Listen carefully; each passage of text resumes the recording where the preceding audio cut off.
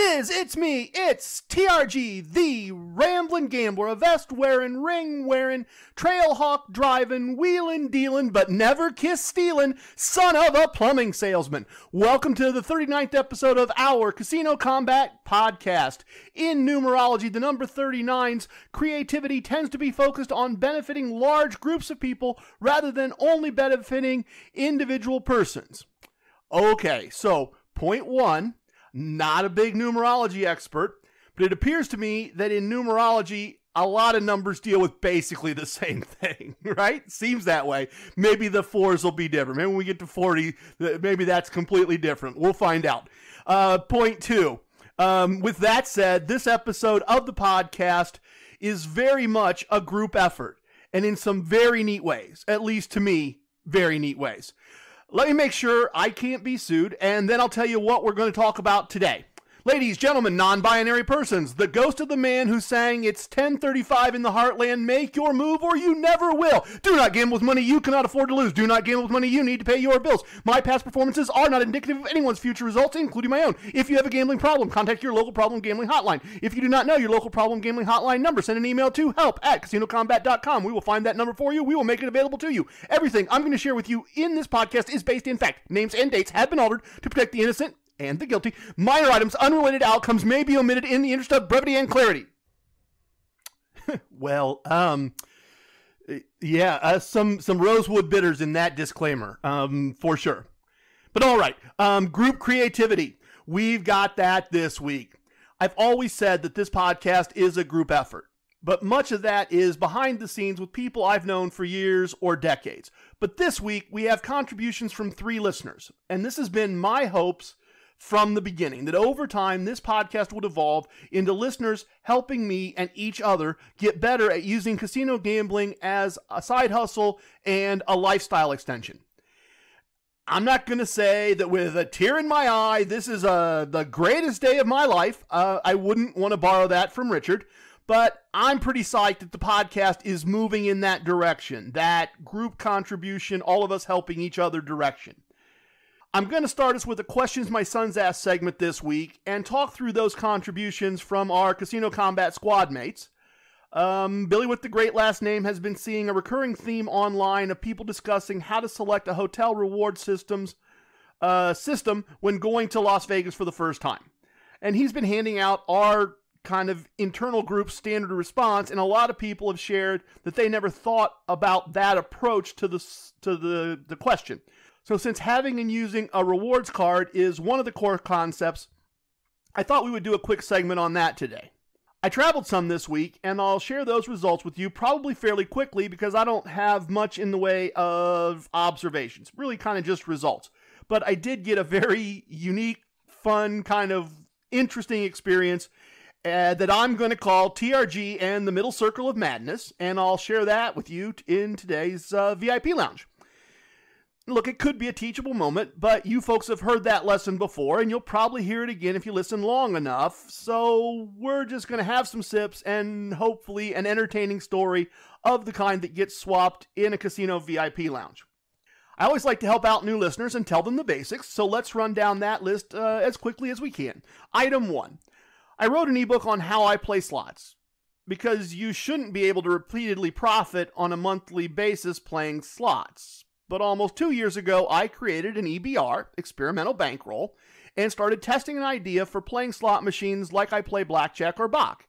And either I'm just having a randomly good 2 years, and Billy with the great last name, T-Rex, and Mrs. TRG are also having unusually long success with it, or it works. I mean, I don't know, and your mileage may vary, but if you want a copy of the ebook, it's fully free, and if you email me via trg@casinokombat.com, a bot named Fred will email you a link to download a copy of the book.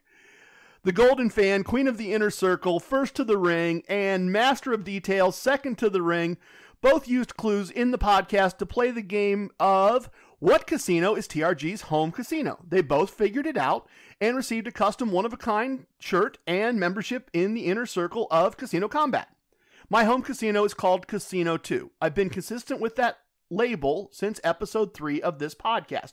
Figure out the name of that casino in real life and email it to me. You win the game and join the Inner Circle. There are P-O-P, culture references in the podcast. I call them casino chips. I tell you how many to look for at the end of each episode at the end of the VIP lounge. If you find them in the episode, email me and we will sort out a reward of some type. The longer we go without someone figuring it out, the better the reward will be. Casino Kombat has a YouTube channel. There is a playlist called Boot Camp that teaches all of the core concepts in about 90 minutes. If you know someone that wants to learn or you need to review something specific, that's the place to go. That's item 3. Item 4, on our website, we have links to our Facebook page, Instagram, and Twitter feeds. T-Rex and Billy with the great last name do a great job of handling that for me. We all appreciate likes, shares, subscriptions, reviews, etc. Those things that matter so much on social media to help other people know that we're here and we'd like to help them. Item 5, I would love to buy you a drink. The next time you are in a casino having a drink, take a picture of some combination of yourself and your drink. Find us on one of our social media platforms and post that picture and a shout out to us. The guys are looking for them. I'm looking for them. We will get in touch with you and Venmo or PayPal you $7 to buy your drink. And you can buy me a drink by going to anchor.fm/CasinoCombat and clicking on the donate button. Donate whatever you are comfortable with, and when I buy my next drink in a casino, I will take a picture and shout you out on social media as a thank you. So the lawyers are happy. We know how we are going to be creative to help the group, and anyone who just joined us at least knows the basics. Let's do questions my sons ask. What? My sons ask questions, listeners ask questions, and now listeners also contribute information for all of us to share. And I wanted to use this segment today to share those contributions with all of you and to share an excellent question I got from the captain of the Cali Casino Combat Squad. So let's dig in. First up, Madeline M. sent a note with her email requesting a copy of the ebook. She wanted to share that the last time she was at the Harrah's in Biloxi, that's Mississippi, with her boyfriend, she noticed that they are currently matching the tier level from competing casinos over to the diamond tier. That's the 3rd tier. That's the one that gets you the no resort fees from them at that particular casino. So Madeline, thanks for letting me know. That way I can let everyone else know. I really appreciate you taking the time to include that information in your ebook request. Next, Ice Cream Man sent me a note to let me know that he had just listened to episode 14 and that the lay and odds bets on craps do not earn tier credits at most casinos since the house has no advantage on those wagers. Now, I knew that, for instance, poker and sports betting didn't earn many points because the house wasn't really in the wager. They were just more acting as a referee on those wagers. But I didn't know that there were table games that generate no tier points. I mean, once I've been educated, now that I know, it makes sense. The house has no advantage. Why would they give you points? I get it, but I didn't know. I've said almost since episode 1 that I feel like I've learned a lot over a lot of years, but I know I don't know everything. And I love it when people that know more than me fill in a gap in my information. If you didn't listen last week, Ice Cream Man is a gambler and he works in the casino industry. So when he shares something with us, we can believe it. Thanks, ICM. We really appreciate it. Okay. Billy just texted me a question he took on Facebook asking about coffee makers in rooms in Las Vegas. What the heck? I know this answer right off the top of my head, so bonus content. We'll just do that here now. That'll take care of that for everybody in case any of you are wondering. Appliances in Las Vegas hotel rooms vary from property to property and room type to room type. Strangely, most rooms do not have coffee makers. I'm not a coffee drinker. I don't notice this as much as other people. I often say that drinking coffee is one of the bad habits that I didn't pick up in college. Just one of the very few I didn't pick up in college, if I'm being transparent. But I know a bunch of coffee drinkers that go to Vegas regularly, and they have strategies for handling this, and they've shared those with me over the years. For instance, my friends Jack and the Lady Di buy a cheap coffee maker at a big box store before every trip, pack it in their suitcase, and pitch it at the end of the trip.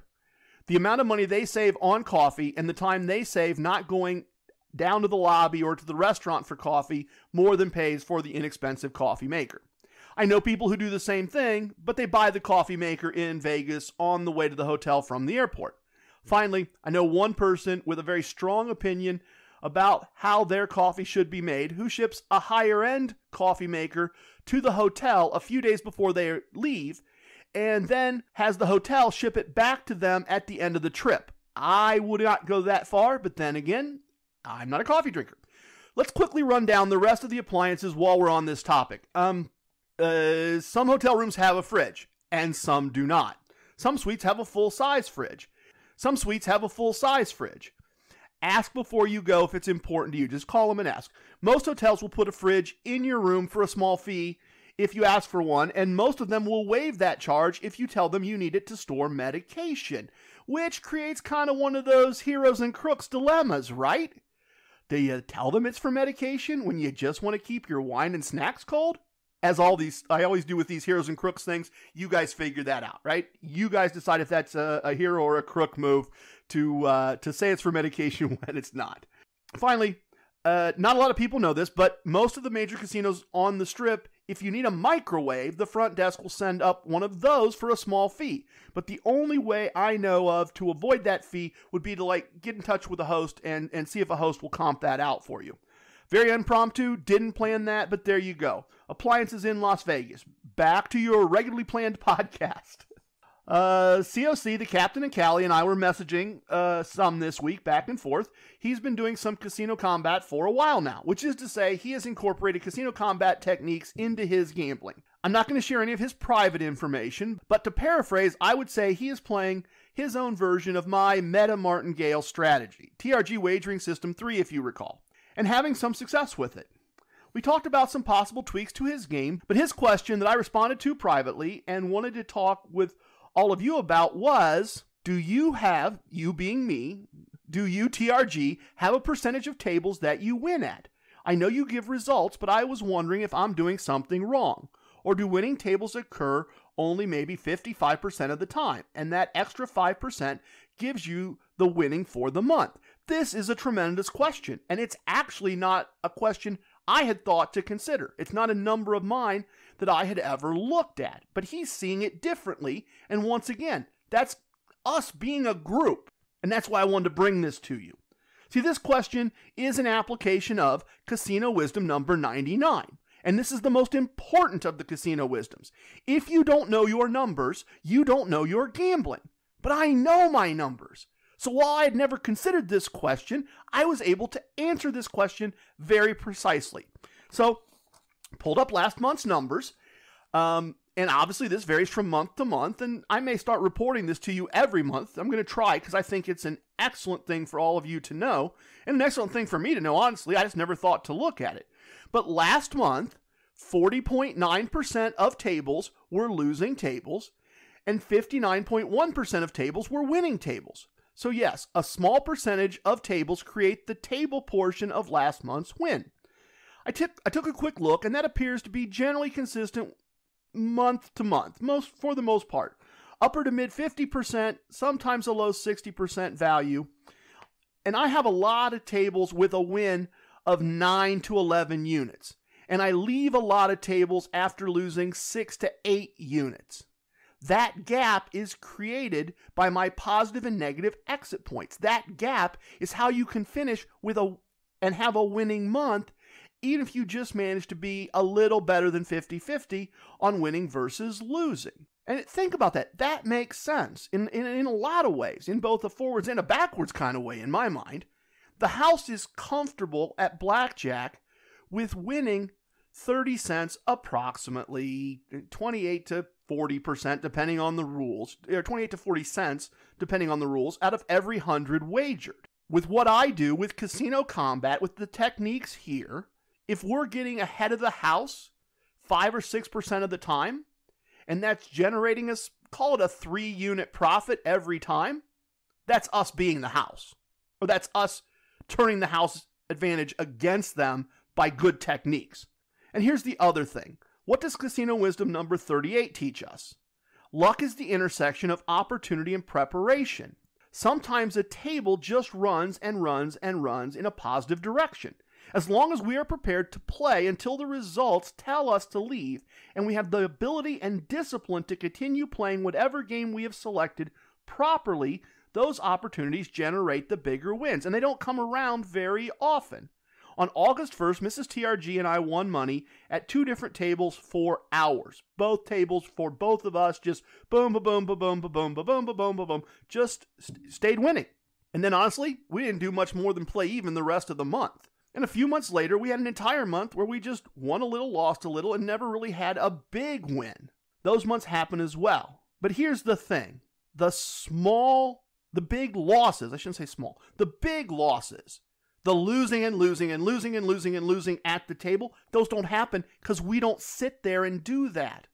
We're also prepared, or we should be, to just walk away. And that's the great thing. That's what these techniques that we talk about here each week, that's what they're all about. And table wins in the single digits generate the profits. And a quick word about points, because COC was also a little bit concerned that these short runs at the table were impacting points. From everything I've learned, subject to a more informed person correcting me, casinos don't care if you play at 1 table for hours or 6 tables for the same amount of hours. They care how long you play each day, at what average wager amount, and what house advantage.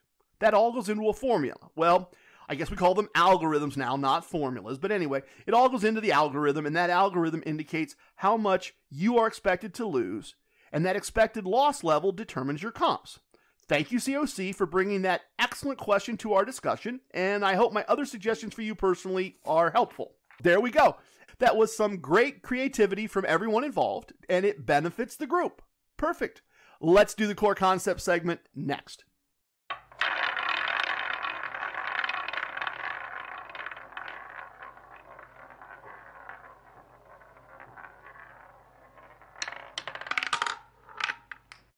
One of the core concepts of Casino Kombat is to have and use a player's card to generate benefits, comps, and gifts. A lot of people going to Las Vegas for the first time wonder where to stay, what reward system to join as part of that stay. And Casino Kombat, as part of the core concepts, has a very nuanced response to this concern. It's actually summed up in Casino Wisdom number 19. If you have a choice, pick the reward system that's better for you. One of the ways we like to help people choose what's best for them is to talk about geography. And that's kind of a different take on this, where do I select? It's, often the person thinking through this is thinking about what's the best place to stay in Vegas? What's the most fun what's the best swimming pool? And if you're just going for one trip, that's a no-brainer. I mean, in the sense that pick whatever that makes sense in your mind. And we can help with that. If it's a pool, we can help. If it's shopping, we can help. But we think geography is often the best way to look at this. For instance, my Australian mate, you might remember him from several episodes back, he traveled to Las Vegas once every year and gambled enough to get to the 3rd tier, the diamond tier of Caesar's reward system, so that when he returned the following year, he would have plenty of comps and benefits to enjoy. Caesar's gives bonus tier credits. And I don't remember them off the top of my head, so don't quote me on this. But for example, if you earn 500, they give you 100. If you earn 1,000, they give you a bonus 1,000. If you earn 5,000, they give you a bonus 10,000. So if you can earn 5,000 in one visit, or in one day actually, they're going to give you a bonus 10,000 and you're going to be diamond in one day. And that bonus tier credit piece made it easier for him to get to the 3rd tier with Caesars than with MGM. His geography, admittedly on the other side of the globe, and having no regular access to American gambling brands led him to be loyal to Caesars. So that is kind of the first thing to sort out. Are you going to be gambling in Las Vegas? Do you need to, is it a short period of time? Do you need those bonus points? So that's kind of the first thing to sort out. Are you only going to be gambling in Las Vegas? If so, you can pick any brand you like and be loyal to them fairly easily. And for some people, that makes a lot of sense. Vegas is a couple-hour drive. It's a cheap flight. They're there all the time. If you're picking a brand on the Strip and your gambling's basically only going to be in Las Vegas, I would strongly suggest considering the MGM brand because, in my opinion, they have a wider range of property options, low-end to high-end. I think Caesars can compete with any specific high-end room or restaurant that MGM offers, but to my mind, MGM has more high-end options, more variety. and their lower end options go way further down the scale than Caesars options as I see things. So if your geography means most of your gambling will be done in Vegas, either because you can drive there or, as I said, flights are cheap from where you live, we advise people to see if there's any reason they wouldn't want to start with the MGM brand. But geography is a limitation for selecting MGM also. Outside of Las Vegas, MGM only operates 6 resorts and a few slot parlors. For most of the middle of North America, there is nothing close by.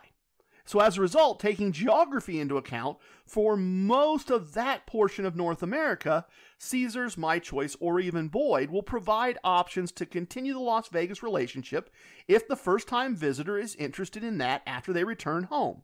And that's why geography is the primary criteria that we at Casino Kombat, spelled with a K of course, use to advise people on selecting a Vegas brand for a first trip to Las Vegas. So there we go. Travel segment next. Let's look at where I went and what the gambling results were for this week.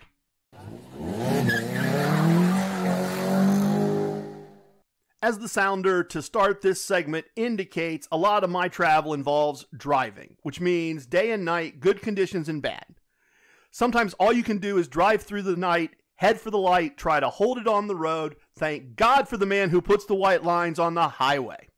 Luckily, only short trips and not much travel troubles this week. I started out going a couple hours south to a My Choice property that doesn't have a hotel. So it's rarely a choice for a couple's weekend getaway for that reason. I like this property a great deal. Not only is it part of a national brand, unlike my local casino, but where my local casino normally has 12 seats with playable blackjack rules, this property has 21 or more seats with playable rules at the same time of day. My plan going in was 3 tables and 3 slot machines. But the first 2 tables ran longer, partially because of the events involving TRG and the Middle Circle of Madness. And there was enough demand for seats that waiting for a third table would have made the drive home a later, more dark drive that I wanted to avoid for the reasons I just talked about. So after the second table, I had a win of about 1 day's pay, with 2 winning tables total, 1 minor slot win, and 2 minor slot losses. And I wanted to play another table, and as I was deciding I didn't want to wait and then spend the time needed to properly play a third table, I decided, you know what, from a point of view, I decided to play 2 more slot machines to replace the points I was going to miss on the tables. And both slots were losing machines, although the one generated a lot of points before I finally hit that negative exit. In the end, the slots wiped out a good chunk of the win, and in hindsight's always 20/20, I'd have been better off skipping them other than the point side of it. It was a winning trip, but a very small winning trip. On Friday, Mrs. TRG had a day off work, and we both had some minor free play at our local casino, so we made a quick visit, and I do mean really quick, in and out in about 45 minutes. Her free play win was larger than the amount of free play she was given, and she played another slot machine with our money and had a winning machine there as well. I managed to find an open blackjack seat and just very quickly, like 1-1, lost 1, 1-2, started my positive progression, progressed all the way up, win, all the way up till my max bet of 2.5 units, and then won like 3 of those max bets before losing a few hands and leaving the table. We had a nice win on my free slot play as well, and so in the end, in and out quickly with a nice win. All told for the week, we won about a day's pay. Nothing special, but very minimal visits and a nice way to start the month. And just to kind of look forward for a minute here as we talk about travel, we are planning to travel this weekend as a couple to our home casino, and it looks like the master of details is planning to be there on Sunday morning, so we're going to get to know him a little better, hopefully, and meet him in person. Mrs. TRG is fully vaccinated because she's a school teacher and she would really like to go to Las Vegas for part of her spring break. So we are planning that trip for early next month. And the plan at the moment is to use the room food beverage comps that I have at Tropicana to stay there for the first time ever and form an opinion of our newest Vegas option. And then we'll spend some time at Caesars. But while we're at Tropicana, since that's right across the street from Excalibur and I have a really tiny bit of free play and a room comp, I'm going to book a one-night stay, walk across the street, check in long enough to see and evaluate what a low-level comp room looks like, and kind of find out if my opinion is well based, or if I've just listened to rumors and people unhappy about normal stuff. And maybe I'll decide that I would stay at Excalibur after all. At this point, the plan is check in, seam room quality, play small free play, slot play, and leave. And of course, you'll hear all about that. So that's kind of the look forward. And that's it for the travel this week. I told you we were probably going to hit it quick, tell you what happened, and move on. So join me in the VIP lounge, and I'm going to tell you the tale of TRG and the Middle Circle of Madness, which happened this week.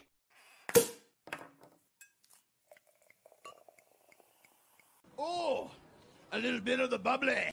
Our lounge is open! Everything is as it should be this week. Both still and sparkling water, locally handcrafted pop, and artisanal sodas. And of course, all your favorite virtual everything. If it's a great virtual bottle, we have it guaranteed. I'm going to have an Anna Banana this week. Look that one up, folks. It's strange, but a good one. Grab something you like in reality as long as you're not driving. Find a seat, and I'm going to share the story of TRG and the Middle Circle of Madness. Quick note, I think these stories work best if the characters have names. So when things like this happen, I often assign names based on something quick, easy, obvious, something that sticks in my head, something I'm going to remember later. Literally, Guardian, you remember the Jets friend from Vegas, who still has not checked in, by the way, if you were wondering. He got his name because he was wearing a faded t-shirt that said Guardian. Just one word, Guardian. And that caught my attention because I didn't know if that was a team or an insurance or he was describing himself. Didn't know, stuck in my head. So that's where names come from, right? I'm not typecasting anybody. I'm not doing any of that. I'm just trying to make the story work and convey something interesting in a fun way. The other note that I could have made this story all about playing correctly. But our first character didn't appear to understand how to play for a profit, and the other two characters were clearly playing for entertainment, not profit. So I just wanted to share the madness with you and skip the teaching on this one. And I guess always the whole story before the story about the story with me. But here we go.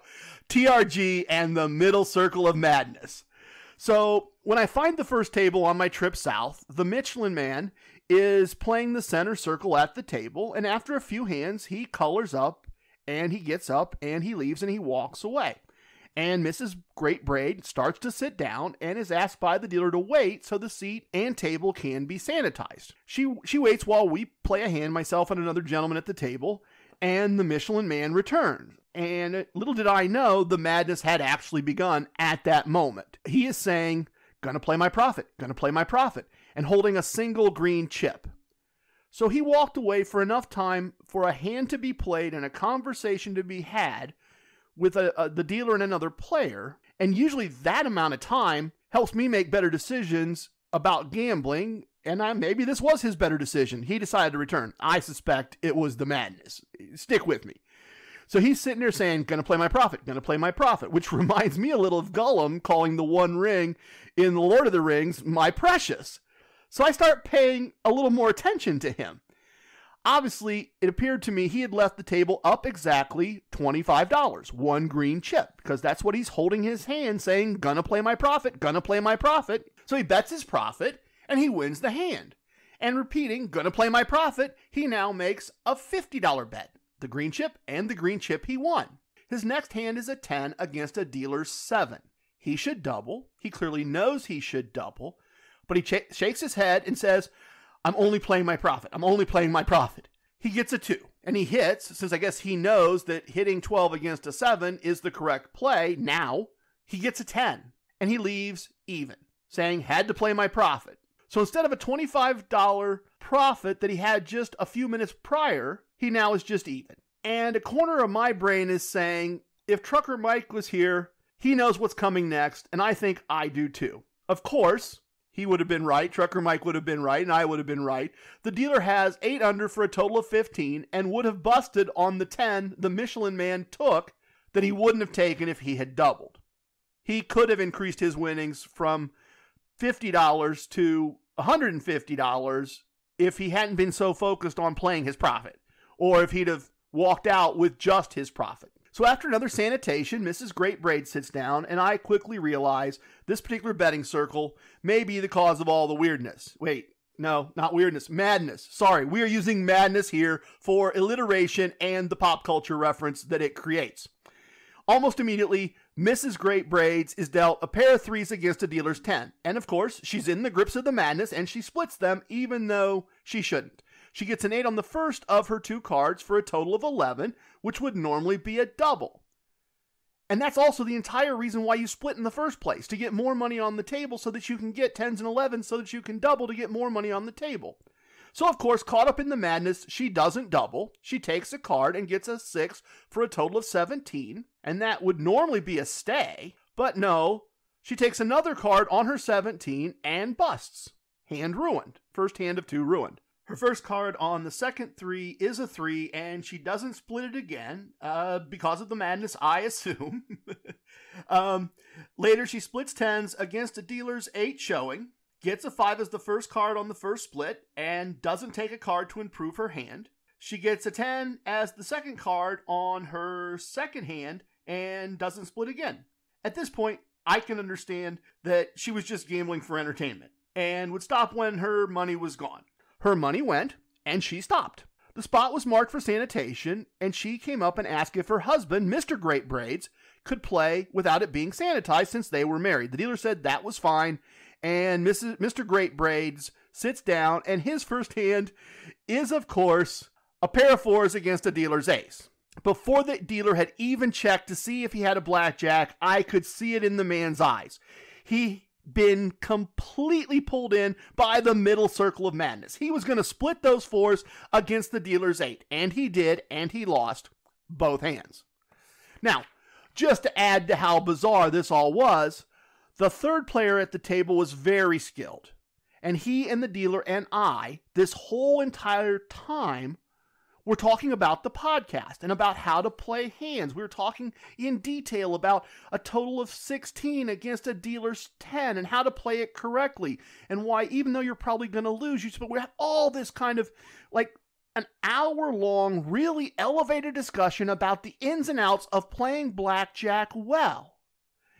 And the madness had so grabbed the attention that Mrs. and Mr. Great Braids that they never once asked any of us to help them play. And eventually, Mr. Great Braids lost all his money, and the dealer went on break, and the other good player left, having lost a decent amount, mostly because of the weird play at the middle circle of madness, and I hit my positive exit condition, and that all kind of happened in, just a few minutes, and I was grateful that I had escaped the madness of the middle circle, and I had a profit instead of a loss. That was the great part, because I confess, between the conversation and the craziness, the madness that was going on with the players in the middle circle, it would have been easy for me to overstay and not have that profit happen. If you're playing the casino chip game, there are 12 in this episode. Frankly, I've been very heavy on one source this week. Get one of the casino chips, and you probably also got many, many, many of them. Please, tip your waitresses, tip your bartenders, tip your dealers, but don't tip away your wins. I have spoken. Everything you heard here is true from a certain point of view. It's time for leaving, and I hope you understand I was born a Ramblin' Man. If you have questions, send them to questions@casinomcombat.com. If you have techniques to share, send them to whatido@casinomcombat.com. Don't forget, we spell combat with a K. Love it, hate it, it don't matter. Please share with your family and friends. Goodbye, everyone.